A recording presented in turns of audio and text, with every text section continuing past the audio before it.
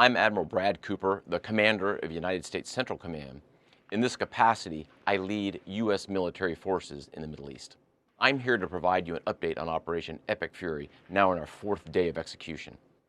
First, I'd like to express my deepest condolences to the families and teammates of the extraordinary Americans who've been killed in action, and I'd also like to extend our prayers for a speedy recovery to the wounded.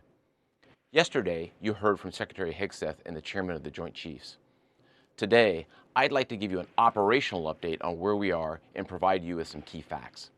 By order of the President of the United States and the Secretary of War, our military in the Middle East is undertaking an unprecedented operation to eliminate Iran's ability to threaten Americans, as they've been doing for nearly half a century.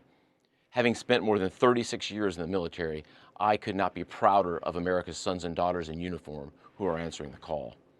More than 50,000 troops, 200 fighters, 2 aircraft carriers, and bombers from the United States are participating in this operation, and more capability is on the way.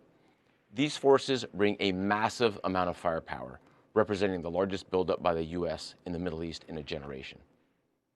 In the opening hours of Operation Epic Fury, U.S. Central Command forces, together with Israel, delivered overwhelming and unprecedented strikes into Iran. Many of you may remember the shock and awe strikes of 2003. The first 24 hours of this operation were nearly double the scale, and we continue with 24/7 strikes into Iran from seabed to space and cyberspace. Now, we're less than 100 hours into this operation, and we've already struck nearly 2,000 targets with more than 2,000 munitions.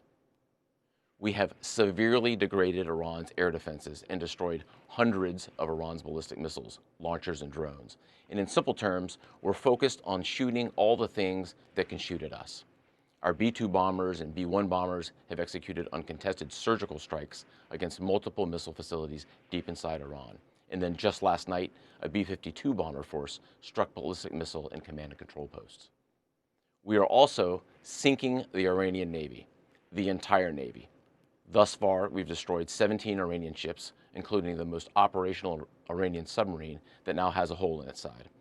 For decades, the Iranian regime has harassed international shipping. Today, there's not a single Iranian ship underway in the Arabian Gulf, Strait of Hormuz, or Gulf of Oman, and we will not stop. We will continue to conduct dynamic targeting operations. We're hunting Iran's last remaining mobile ballistic missile launchers to eliminate what I would characterize as their lingering launch capability. Now, in retaliation, the Iranian regime has launched over 500 ballistic missiles and over 2,000 drones. To be clear, Iran is indiscriminately targeting civilians as they launch these missiles and drones. You've seen it on TV. The evidence is crystal clear and overwhelming. Having said this, we are seeing Iran's ability to hit us and our partners is declining, while our combat power, on the other hand, is building. And my overall operational assessment is that we are ahead of our game plan.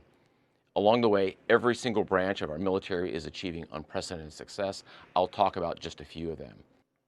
Our naval forces have deployed multiple waves of cruise missiles, obliterating Iranian command and control and air defense capabilities. From 2 aircraft carrier strike groups, we're squeezing Iran from the sea and have them backed into their own ports. U.S. air forces are doing what they do best, executing a high volume of airstrikes right into Iran. Operationally, the 2 most powerful air forces in the world, the U.S. and Israel, are dominating the skies of the world's largest state sponsor of terror. Our U.S. Army soldiers are defending ourselves and our partners, and in a historic first, the U.S. Army fired long-range precision strike missiles called PRISMs in combat, providing an unrivaled deep strike capability. Also, for the first time, U.S. Central Command's drone task force, called Task Force Scorpion Strike, launched countless one-way attack drones, achieving massive effects. I'd like to point out these drones were originally an Iranian design. We took them back to America, made them better, and fired them right back at Iran. I just could not be prouder of our men and women in uniform, leveraging innovation to create dilemmas for the enemy.